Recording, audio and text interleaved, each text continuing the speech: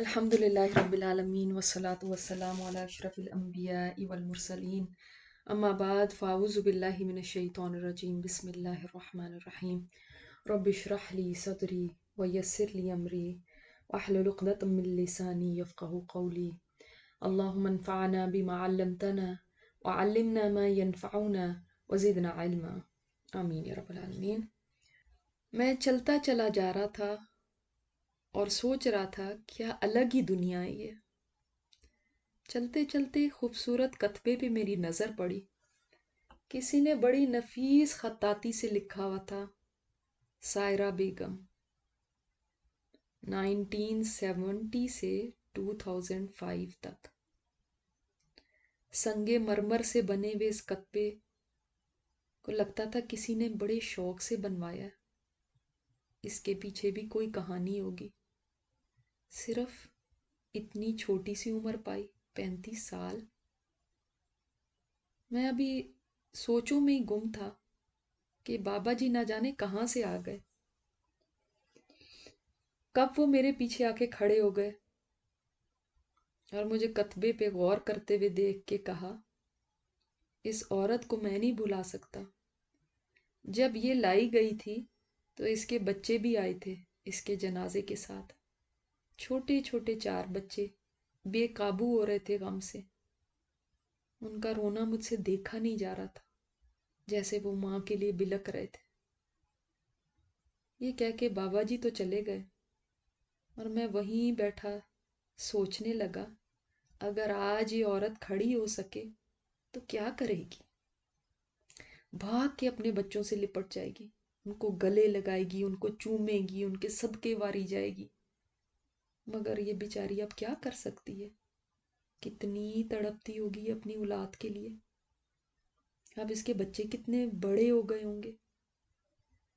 میں اپنے خیالوں کی دنیا میں کھویا ہوا تھا کہ مجھے یوں لگا گویا کسی نے مجھے پکارا ہے، جنید تمہیں کیا معلوم، مجھے اپنے بچے یاد نہیں آتے، مجھے گھر یاد نہیں آتا، میں جب سے یہاں آئی ہوں سب کچھ بھول گیا، سب فکریں ختم ہو گئی ہیں، بس ایک ہی فکر رہ گئی ہے۔ مجھے یہ خواہش نہیں ہے کہ میں ان کو دیکھوں، بس ایک خواہش ہے کہ کاش میں دنیا میں واپس چلی جاؤں اور اپنے لیے کوئی نیکی ہی کما لوں۔ جو نمازیں صحیح نہیں پڑھی تھیں ان کو سنوار کے پڑھ لوں، جو روزے رہ گئے تھے ان کو پورا کر لوں۔ ایک بار موقع مل جائے تو خوب خوب صدقہ کروں اپنے ہاتھ سے۔ وہ سب جو میں نے جوڑ جوڑ کے رکھا ہوا تھا وہ سب تو وہیں رہ گیا، کچھ بھی یہاں میرے کام نہیں آ رہا۔ بہت دل کرتا ہے کاش میں صرف ایک بار بس کسی طرح واپس چلی جاؤں تو ایک تسبیح سبحان اللہ کی کر لوں، ایک دفعہ بس میں سجدہ کر لوں۔ زمین پہ ماتھا ٹیکنے کی کیا لذت ہے، اب سمجھ آ رہا ہے۔ اس کی آواز میں اس قدر ڈیسپریشن تھی، لگتا تھا وہ کچھ بھی کر سکتی ہے اس سب کے لیے۔ مجھے ہلکی ہلکی سسکیوں کی آواز آنے لگی۔ میں توبہ کرنا چاہتی تھی مگر موقع نہیں ملا۔ وہ دن مجھے کبھی بھول نہیں سکتا جب سب لوگ ہمارے گھر پہ جمع تھے، ہم پکنک کے لیے نکلنے والے تھے۔ میں نے خوب کھانے بنائے ہوئے تھے، گرمیوں کی چھٹیاں تھی، ساری فیملی ویکیشن پہ آئی ہوئی تھی۔ میں مہمانوں میں اتنی مصروف تھی کہ نہ صحیح سے نماز پڑھنے کا کوئی ہوش تھا نہ کسی اور کام کا۔ ساری رات بیٹھ کے ہنسی مذاق کرتے اور دن کو سوتے رہتے۔ جس دن ہم نے پکنک پہ جانا تھا تو ہر کوئی چہچہا رہا تھا، خوش تھا۔ ہم نے کسی دور کے پہاڑی علاقے کی سیر کا پروگرام بنایا تھا۔ لیٹ اٹھنے کی وجہ سے فجر تو قضا ہو گئی، ہاں، نکلنے سے پہلے میں نے قضا نماز ادا تو کر لی، مگر ذہن میں سارا وقت یہی گھوم رہا تھا، پتہ نہیں فلاں چیز رکھی یا نہیں رکھی، پتہ نہیں فلاں چیز کیا بھول نہ جاؤں۔ وہ نماز پڑھی یا نہ پڑھی برابر تھی، لیکن مجھے کیا معلوم تھا یہی میرا آخری دن ہے، مجھے کیا پتا تھا کہ یہی میری زندگی کی آخری نماز ہے۔ اب روتی ہوں، تڑپتی ہوں اس وقت کو واپس لوٹا لوں۔ اب میں وعدہ کرتی ہوں، اب میں بہت اچھی نماز پڑھا کروں گی، مجھے ایک بس موقع مل جائے۔ میں یہ کب کہتی تھی کہ میں نے نیک نہیں بننا، میں نے اچھی طرح نماز نہیں پڑھنی، میں کب کہتی تھی؟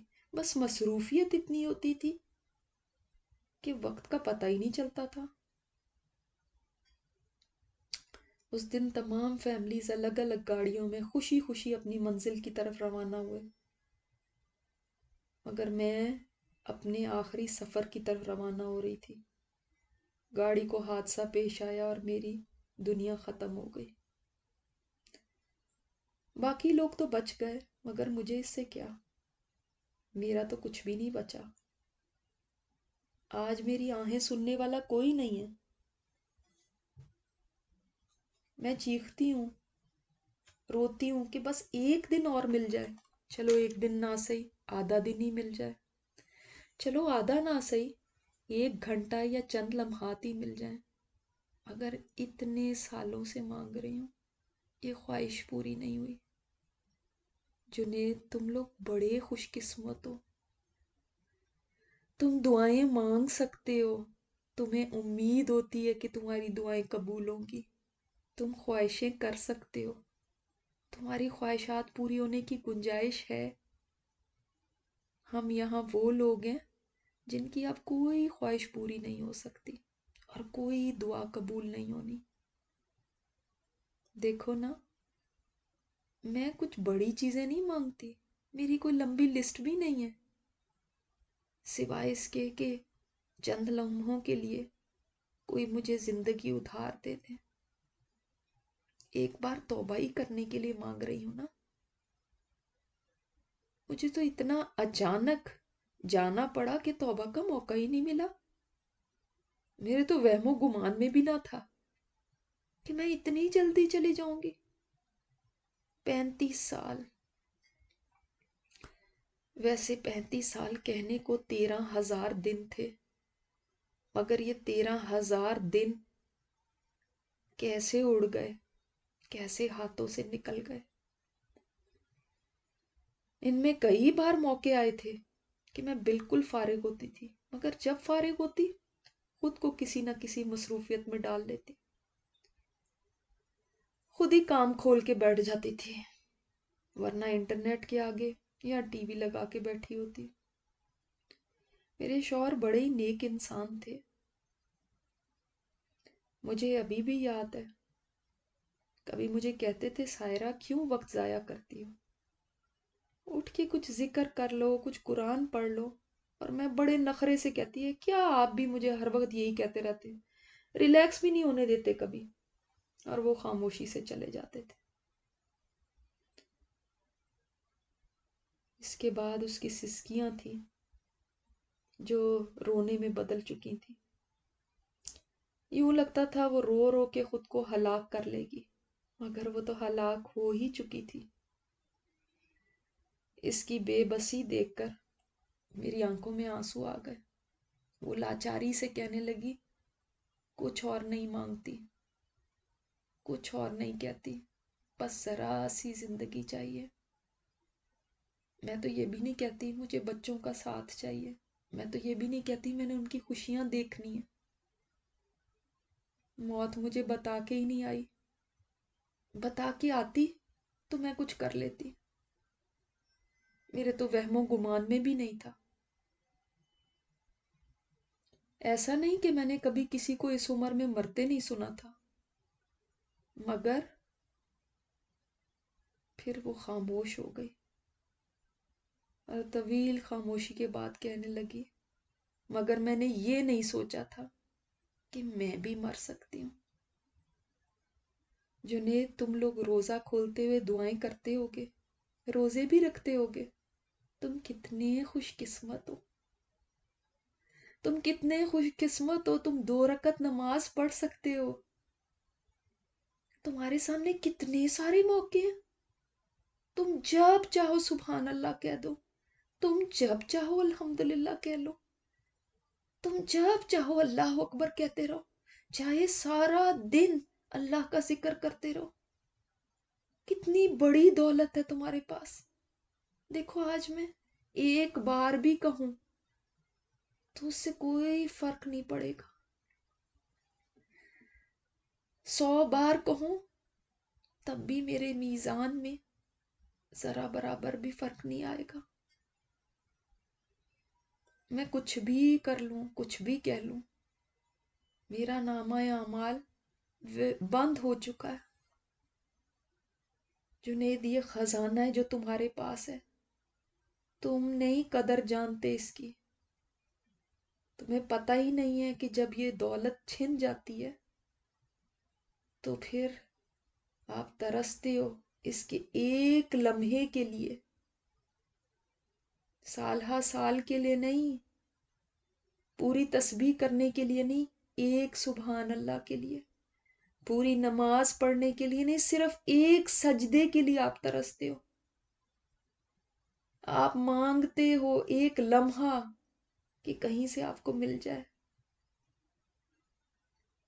دیکھو اب ساری فکریں ختم ہو گئی، نہ کسی کے اسکول جانے کی فکر، نہ کسی پڑھائی کی فکر، نہ کسی کی بیماری کی فکر، نہ کسی کے جینے کی اور نہ کسی کے مرنے کی، نہ کسی کے شادی بیاہ کی، نہ کسی کے آنے کی، نہ جانے کی، نہ مہمانوں کی۔ سب فکریں بس ایک فکر بن گئی ہیں، اور وہ ہے کوئی نیکی کہیں سے لے آؤں، تجھے اے زندگی ڈھونڈ کے لاؤں کہاں سے۔ میرا دل اس کی باتوں سے گویا پھٹنے لگا تھا، یوں لگتا تھا اس کا رونا کبھی بند نہیں ہوگا، مگر اس کے آنسوؤں کی آج کوئی حیثیت نہیں تھی۔ اس کے آنسو اس کی بخشش کا ذریعہ نہیں بن سکتے تھے، اس کی آہیں اس کو نجات نہیں دلا سکتی تھی، اس کی فریادیں اس کے مقام بلند نہیں کر سکتی تھی۔ اس کا مسئلہ ایسا تھا جس کا کوئی سرا نہیں تھا، میرے پاس الفاظ ہی نہیں تھے اس کی تسلی دینے کے۔ اس کی بیچارگی پہ مجھے رحم آ رہا تھا، مگر میں کچھ نہیں کر سکتا تھا کیونکہ اس کے درد کی کوئی دوائی نہیں تھی۔ میں اٹھ کے کھڑا ہو گیا اور بوجھل قدموں سے چلنے لگا۔ میرا جی چاہ رہا تھا میں چیخ چیخ کے کہوں، لوگوں اس وقت کے لیے کچھ بنا لو، لوگوں تمہارے پاس زندگی کی شکل میں بہت بڑا خزانہ ہے، لوگوں اس کو ضائع نہ کرو۔ میں کیسے سمجھاؤں، میری کون سنے گا؟ کسی سے بھی کہوں گا تو کہے گا دیوانہ ہو گیا، پاگل ہو گیا، فنیٹک ہو گیا۔ خدا کی قسم میں دیوانہ نہیں ہوں، ہاں تم لوگ اپنے ہوش ضرور کھو بیٹھے ہو، میں نے اپنی عقل نہیں کھوئی، عقل تو تمہاری ماری گئی۔ جس دن تم یہاں آؤگے تب ہوش آئے گا، لیکن تب دیر ہو چکی ہوگی، کیونکہ تب پھر نہ ختم ہونے والا رونا ہوگا۔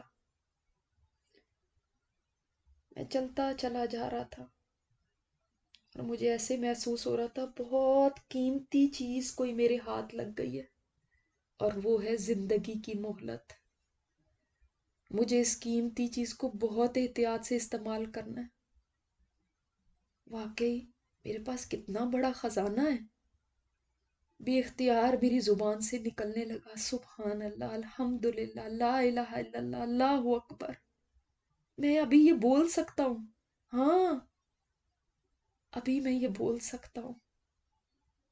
میں کب قبرستان سے نکلا مجھے نہیں پتا، تیزی سے گاڑی میں بیٹھا، اور کب میری گاڑی مسجد کے آگے کھڑی ہو گئی پتہ ہی نہیں چلا۔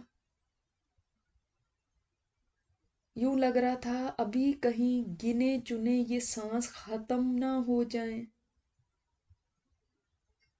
میں تیزی سے مسجد میں داخل ہوا اور سیدھا مصلی میں گیا اور سجدے میں گر گیا۔ میرے آنسو تھے کہ تھمنے کا نام نہیں لے رہے تھے۔ اے اللہ، تو نے ابھی مجھے موقع دیا ہوا ہے کہ میں تیرے آگے سر زمین پہ رکھ سکوں۔ اے اللہ تیرا کتنا شکر ہے، میں تیرا شکر کیسے ادا کروں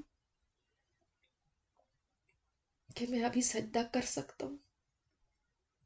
آج یہ سجدہ مجھے دنیا کی سب سے قیمتی چیز لگ رہا تھا، اور دل چاہ رہا تھا کبھی یہ سر سجدے سے نہ اٹھے، میں یہیں پڑا رہوں مرتے دم تک۔ ایسا سجدہ شکر مجھے پہلے کبھی نصیب نہیں ہوا تھا۔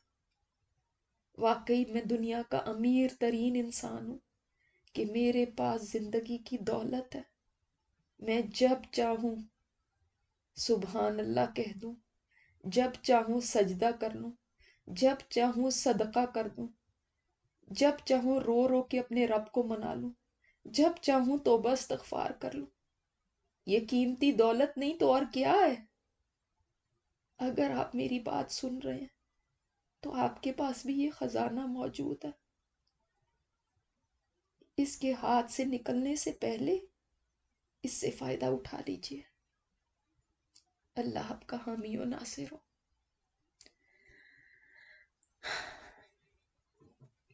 اللہ اکبر۔ اللہ تعالیٰ ہمیں توفیق دے کہ ہم وہ نیکیاں کر سکیں جو ہماری آخرت کے لیے توشہ بن جائے، جن سے ہماری بخشش ہو جائے اور جن سے اللہ تعالیٰ ہم سے راضی ہو جائے۔ سبحانک اللہم و بحمدک، نشہد ان لا الہ الا انت، نستغفرک و نتوب الیک۔ السلام علیکم ورحمۃ اللہ وبرکاتہ۔